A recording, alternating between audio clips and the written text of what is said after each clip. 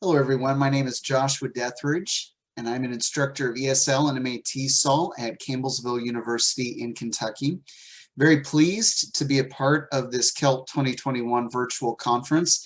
I wish we could all be together in the same place, but at least this is better than nothing.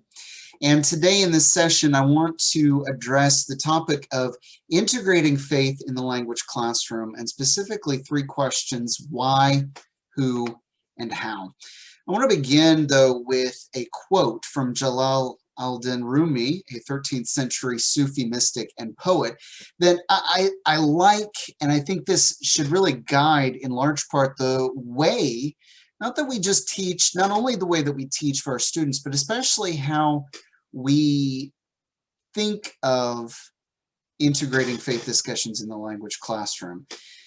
Listen with the ears of tolerance, see through the eyes of compassion, speak with the language of love. Why should we even think about integrating faith into our instruction in the language classroom?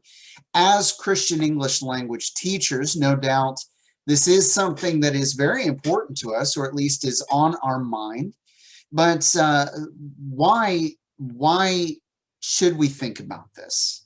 And why should we work towards this end? I want to share just a few thoughts that I have had, and some things that I've read in my own research on this topic. The first reason, and I believe this is perhaps the foremost, is that all people are made in the image of God. We know this from the biblical story of creation.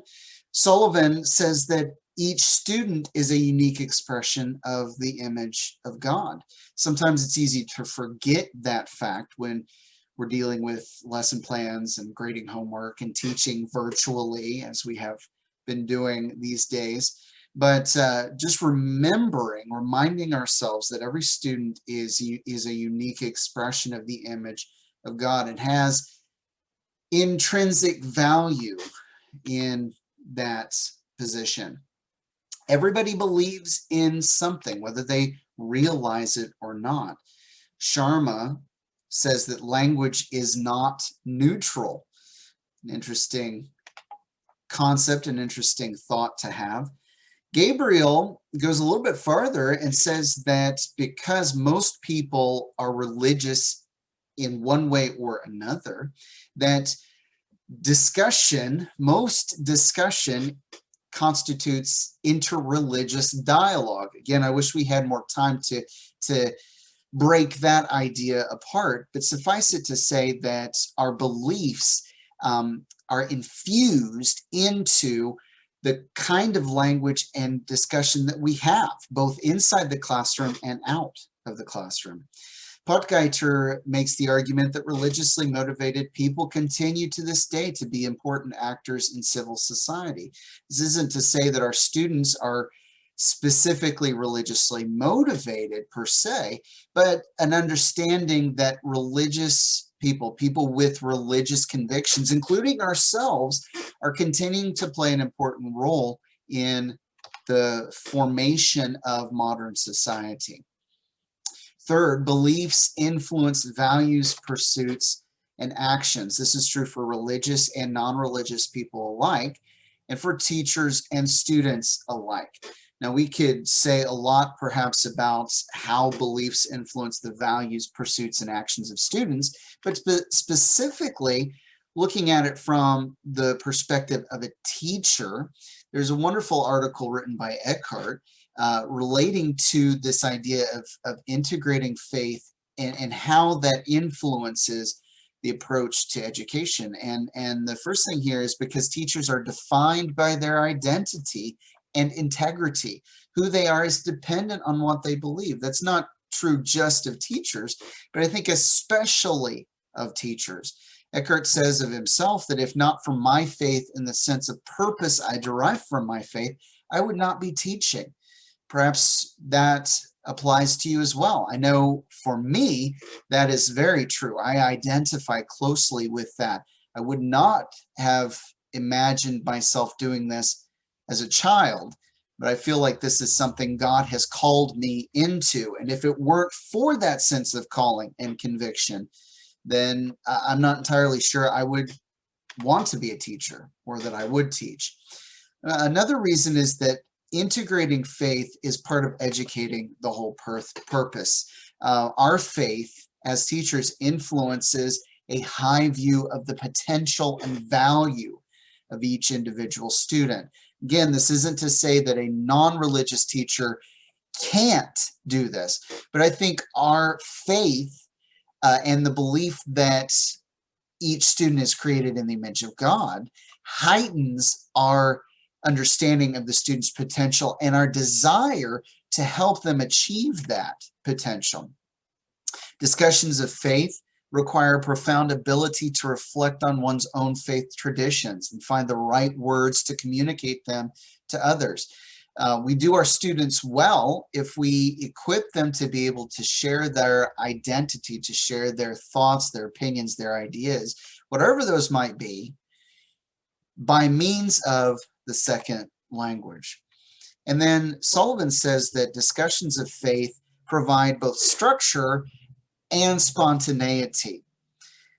Really, these are two ideal components of communicative language teaching, and I think work well in a communicative language classroom. Who is involved in this, in the sharing of faith or the discussions of faith concepts in the classroom? Both the teacher and the students, but the teacher, as in many things, sets the tone. It's up to the teacher to create a safe and respectful environment. Notice the emphasis there that students will only share and will only be open to receiving what is shared if they feel safe and respected in the classroom environment. I also think the teacher sets the example for open discussion by putting themselves on the same level as those they seek to reach, rather than communicating to them from a distance or from above. Students tend to relate better to teachers who interact with them more at their level. And I think this is especially true when it's something as personal as faith. The teacher should value the students as potential friends. I think that should guide the way we interact with students when it is relating to deep or thought-provoking topics. The teacher gives, but not just giving opinions or giving our perspectives, but also receiving what students are willing and ready to share. And for them to share, the students need to be invited into the conversation. Discussions of faith provide valuable opportunities for students to express themselves in the second language. Students are encouraged to have a willingness to give of themselves, which is strengthened if they feel like they have something to contribute as valued partners in the discussion. This relates closely with that feeling safe and respected, that we're not just bringing up this topic to share our own beliefs and opinions, but that it's an important topic for the students themselves to be able to share, to interact with, to grow in their ability to express themselves by means of the second language. Identity and convictions are part of dialogue, whatever the dialogue may be, and that through dialogue, those convictions and one's identity may be deepened and further intensified as well, simply by means of inclusion in the dialogue. And that through dialogue, there are personal bonds made between students that are touching their innermost being and identity. So not just the teacher-student relationship, but also students interacting with and touching each other. So how do we do this? In short, we need to do it honestly, humbly, and respectfully.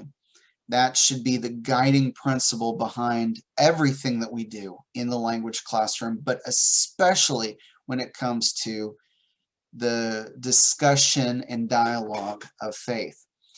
We also need to approach such discussion with the best overall interests of the students in mind. Again, this is not limited to discussions of faith.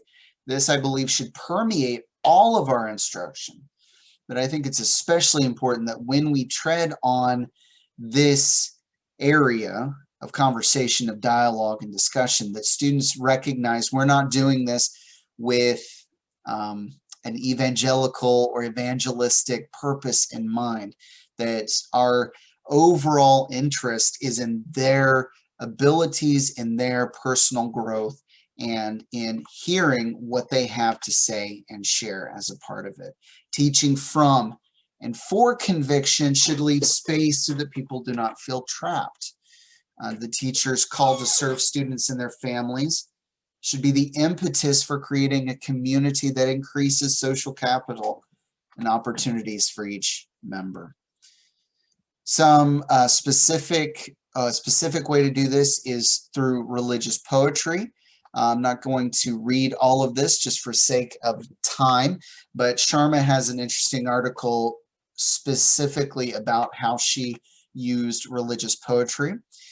Personally, I've used holidays and the sacred and secular aspects, introducing students to the sacred, since most of them are familiar with the secular already. And then literature, how so much of Western literature is permeated with biblical stories, references, and ideas. And just to conclude with this thought, that we teach, and especially we approach the topic of faith discussion with vulnerable hospitality of unending hope. As Christian language teachers, the source of our unending hope is Jesus Christ.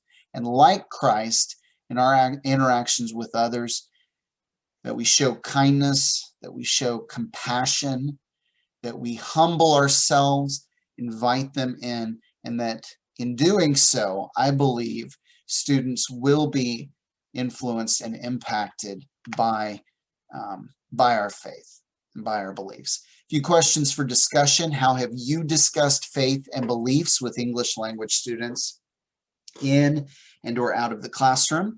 What do you think are some practical and constructive ways to appropriately integrate faith sharing and discussions? And then finally, what are some potential dangers bringing up faith in the classroom can be? And then how can we avoid these? And here are the references that I used in the presentation.